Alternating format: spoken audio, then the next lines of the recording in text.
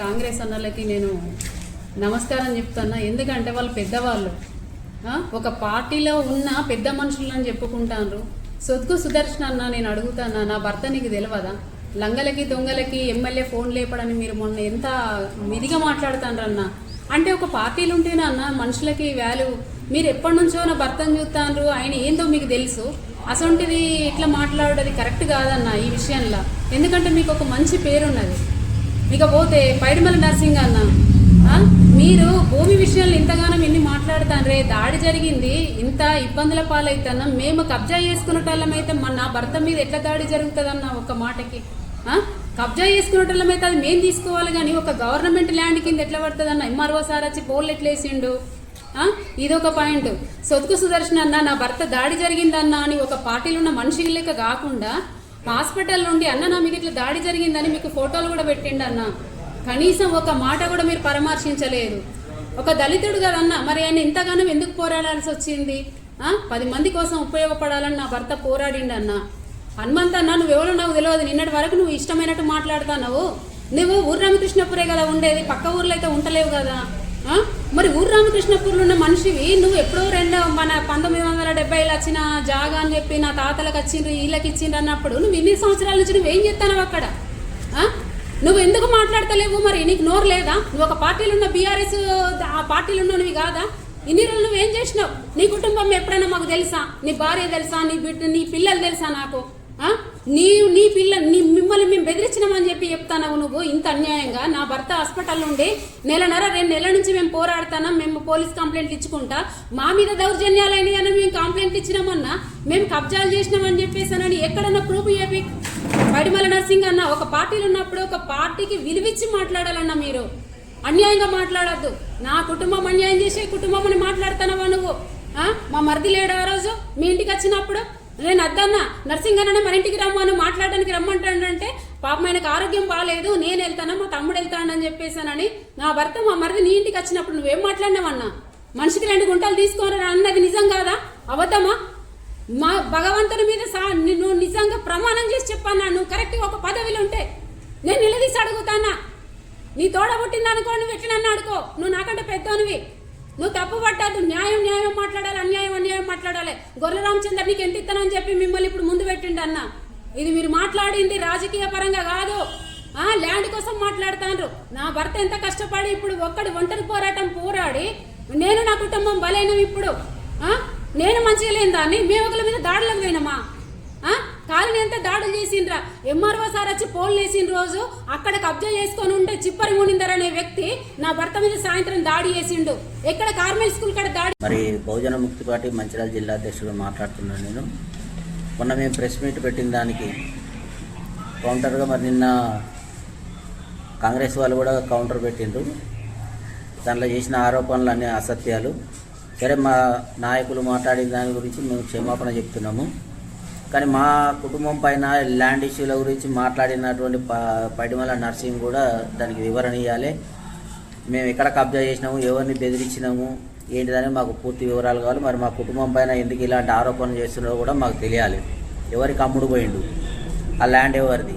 మేము అక్కడ అంబేద్కర్ భవన్ కట్టడం కొరకు అనేసి మీకు ఏం తెలియదు. 2018లో అంబేద్కర్ భవన్ శాంక్షన్ అయినప్పుడు మొన్న మరి మార్కెట్ సెంటర్లో మీరు అంబేద్కర్ భవన్ అని మీరు అంటున్నారు, కానీ అది సింగరేన్ ల్యాండ్ అని చెప్పేసి ఒక ఇబ్రహీం అనే కాంట్రాక్టర్లు 2018లో వర్క్ ఆర్డర్ ఇస్తే ఆయన మెటీరియల్ అంతా పోసిన తర్వాత సింగరేన్ వాళ్ళు ఇది సింగరేన్ ల్యాండ్ అని చెప్పి వెళ్ళగొట్టారు. అది కట్టలేదు. అది సింగరేన్ ల్యాండ్ కట్టరు కాబట్టి నేను అక్కడ ఖాళీగా జాగాలన్నీ అమ్ముకుంటారు 195 సర్వేలా అని చెప్పేసి ఎంఆర్ఓ గారు రిక్వెస్ట్ చేసినప్పుడు వాళ్ళు ప్రపోజల్ పంపించారు. ఆ లెటర్లో పట్టుకొని ఇప్పటి వరకు నేను పోరాడుతూనే ఉన్నాను. అప్పుడు మరి 2022 నుంచి వెళ్ళి ఇప్పటి వరకు మరి ఎవరు రాలేదు. ఈరోజు నిన్నటి వరకు కూడా మరి నిన్నటినే దాని గురించి మాది భూములు అని చెప్పి తిరుగుతున్నారు. ఈ ఓళ్ళు బాతిన సంగతి పైడిమల నర్సింగ్కు తెలియదా? డిసెంబర్ నెలలో మేము కంప్లైంట్ చేసినప్పుడు మరి పైడిమల నర్సింగే వాళ్ళ ఇంటికి పిలిపించిండు, ఫోన్ చేసి నన్ను మా తమ్ముని పిలిపించి మరి ఎవరు బెదిరిస్తారు, ఎవరు అమ్ముడు పోతారని చెప్పి ఆ రోజు మాట్లాడినప్పుడు నీకు తెలియదా నర్సింగు? నోటికి వచ్చినట్టు మాట్లాడు కాదు. నీ దగ్గరికి వచ్చినప్పుడు మేము మాట్లాడినప్పుడు నీ దగ్గర పాషా ఉన్నాడు, ట్రాలీ శ్రీనివాస్ ఉన్నాడు, దాసరి రామన్న ఉన్నాడు, వీళ్ళందరి ముందట నువ్వేం మాట్లాడినావు? మనిషికి 3 గుంటలు తీసుకొని ఉంచుకొని కానీ గొడవలు ఎందుకు అని మాట్లాడినావు నువ్వు. ఈ రోజున నేను బెదిరింపులకు పాల్పడుతున్నానని చెప్పి మాట్లాడుతున్నాను. నర్సింగ్ నువ్వు ఈ పద్ధతి మార్చుకోవాలి. నువ్వు నోటికి వచ్చినట్టు మాట్లాడు కాదు. ఆ రోజు హనుమంతుడు ఉన్నావు. హనుమంతు నువ్వేం చెప్పినావు? నేను ఆడికి అత్తే నన్ను రామచంద్ర బెదిరిస్తానని చెప్పిన వ్యక్తివి, ఈ రోజున నేను నిన్ను బెదిరిస్తానన్నా? ఆ రోజు పైడిమల్ల నర్సింగ్ దగ్గర కనబడ్డ నువ్వు మళ్ళీ ఈ రోజు వీడియోలో చూసిన నిన్ను. ఇంతవరకు నీ ముఖం ఎక్కడ చూడలేదు, నువ్వేడా నాకు కనవలేదు, నీ ఫోన్ నెంబర్ లేదు, నువ్వు ఎవడో నాకు తెలియదు. నిన్ను బెదిరిస్తానని చెప్పి నీ కుటుంబం పట్టుకొని నా జాగాడికి వస్తే నిన్ను బెదిరించిన నేను. నా ఇంటి ముందు సీసీ కెమెరాలు ఉన్నాయి 2. నిన్ను బెదిరిస్తే నా ఇంటికాడ కనబడతావు కదా. నా కాలు ప్యాచర్ అయ్యే ఫిబ్రవరి 7 తారీఖు నా మీద దాడి జరిగింది. ఆ రోజు నుంచి నేను ఇంట్లోనే ఉంటాను. నేను ఎక్కడ నీ దగ్గరికి వచ్చి నేను బెదిరించిన, నీ భార్య పిల్లలు పట్టుకొస్తే బెదిరించినని మాట్లాడినావు నువ్వు. అసలు అక్కడ ఏం జరిగిందనే నీకు తెలియదు, పైడిమల్ల నర్సింగ్కు తెలియదు. ఈ ఉన్న కాగితాలను పట్టుకొని డిసెంబర్ నెలలో ఎమ్మెల్యే వివేక్ వెంకటస్వామి దగ్గరికి మంచిర్యాల పోయి ఈ పేపర్లన్నీ ఎమ్మెల్యే సార్కి ఇస్తే, ఎమ్మెల్యే సారు ఎంఆర్ఓ గారికి ఆ రాత్రి ఇచ్చి ఇదేంటిదంటే అది ఇచ్చేదే సార్ చేసేదే అని చెప్తే ఏదో చూడమని చెప్పి ఎంఆర్ఓ గారికి ఆ పేపర్లను ఇచ్చిన తర్వాత వాళ్ళు కలెక్టర్తో మాట్లాడిందా ఏమో తెలియదు. మొత్తానికైతే ఆ ల్యాండ్ చుట్టూ మొత్తం పోలు వాతి గవర్నమెంట్ ల్యాండ్ అని చెప్పి పోలు వాతి దానికి గౌట్ ల్యాండ్ అని రాసిండు. కబ్జా చేసుకొని ఉండటోని ఏం మాట్లాడతలేరు. కబ్జా చేసుకొని ఉండటానికి పొమ్మని చెప్తే వాడు నా మీద దాడి చేసిండ్రు. వీధి వాళ్ళందరూ దాడి చేసుడు కాదు. నేను ఎవరిని బ్లాక్మెయిల్ చేయలేదు. బ్లాక్మెయిల్ చేసేటోడు ఎవడో తెలుసు, మన్నవర్లు అందరికీ బెదిరించేటోడు ఎవడో తెలుసు, కబ్జాలు చేసేటోడు ఎవడో తెలుసు. నేనేమని ఆరోపణ చేసినా గొర్ల రామచంద్ర అనేటోడు అక్కడ అమ్ముకుంటానని ఆరోపణ చేసిన. నువ్వేం మాట్లాడుతున్నావు? నేను అమ్ముకుంటానని చెప్పి మాట్లాడినావు. ఎవరిని బెదిరించిన నేను? ఆధారాలు ఉన్నాయి కదా, తీసుకొని రా, మా ఇంటికాడికి రా.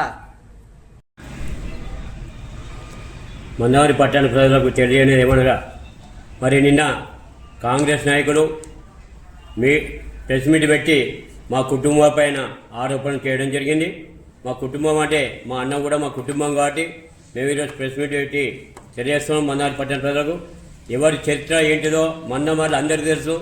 ఈరోజు మా కుటుంబం కబ్జాదారులు, బ్లాక్ మెయిలర్సు, అమ్ముకుంటున్నారని చెప్పి ప్రచారం చేస్తున్నారు. మరి ఎవరి చర్చ ఎవరు బయట పెట్టుకుందామో దానికి మేము సిద్ధం. ఈరోజు మేము ఏదైనా కానీ పేపర్ ఆధారంగానే పోతున్నాం. కావాలంటే మేము ఎంఆర్ఓ కాంప్లీట్ చేసింది, వాళ్ళు లొకేషన్ మ్యాప్ వేసింది, టోటల్గా ఇక్కడ చూపెట్టడం జరుగుతుంది.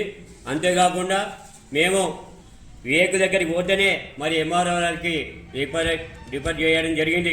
మరి ఆ విషయం కూడా తెలియకుండా ఇష్టమైనట్టు మాట్లాడతాను. మరి 195 సర్వేలో మరి నిన్న మన ఫేస్బుక్లో పెట్టిండు హనుమంత్ గారు. మరి నర్సింగ్ వాళ్ళ ఇంటికి పిలిచి మనిషికి 2 గుంటలు 3 గుంటలు ఇస్తాం, మీరు సపరేట్గా అని చెప్పి చెప్పిన వ్యక్తులు మీరు కాదా అని చెప్పి నేను క్వశ్చన్ చేస్తున్నా. ఎందుకంటే మేము అమ్ముడు పోయేది ఉంటే ఈరోజు అక్కడ గొడవనే ఉండకపోవు. అక్కడ 2 గుంటలు 3 గుంటలు తీసుకుంటే మేము ఆనందంగా ఎవరి పంజరాలు చేసుకొని ఉండేటోళ్ళం. మేము ప్రజల కోసం కొట్లాడతాం కానీ మా సొంత లాభం కోసం కొట్లాడమని చెప్పి తెలియజేస్తున్నాం. అంతేకాకుండా మరి మా అన్న కబ్జా చేసుకొని కట్టుకున్నాడని చెప్పి ఆరోపిస్తున్న నర్సింగ్, ఇగో ఇది వినోద్ మంత్రిగా ఉన్నప్పుడు రాసిచ్చిన లెటర్ ఇది. అంతేకాకుండా కలెక్టర్ దగ్గర నుంచి వచ్చిన టెలిగ్రామ్ కూడా ఇది. కావాలంటే ఏదైనా ప్రూఫ్స్ తోటి మాట్లాడతాం, మీ లెక్క నోరుంది అని చెప్పి అబండాలేసుడు పద్ధతి కాదు. మా కుటుంబానికి బహిరంగ క్షేమపడి చెప్పాలని చెప్పి డిమాండ్ చేస్తున్నాం. అంతేకాకుండా మరి 94-95లో మరి తెలుగుదేశం ప్రభుత్వం ఉన్నప్పుడు ఎమ్మెల్యే కాలనీ అని చెప్పి అక్కడ పెట్టడం జరిగింది. అప్పుడు 57 మందికి ఇల్లు మంజూరు చేయడం జరిగింది.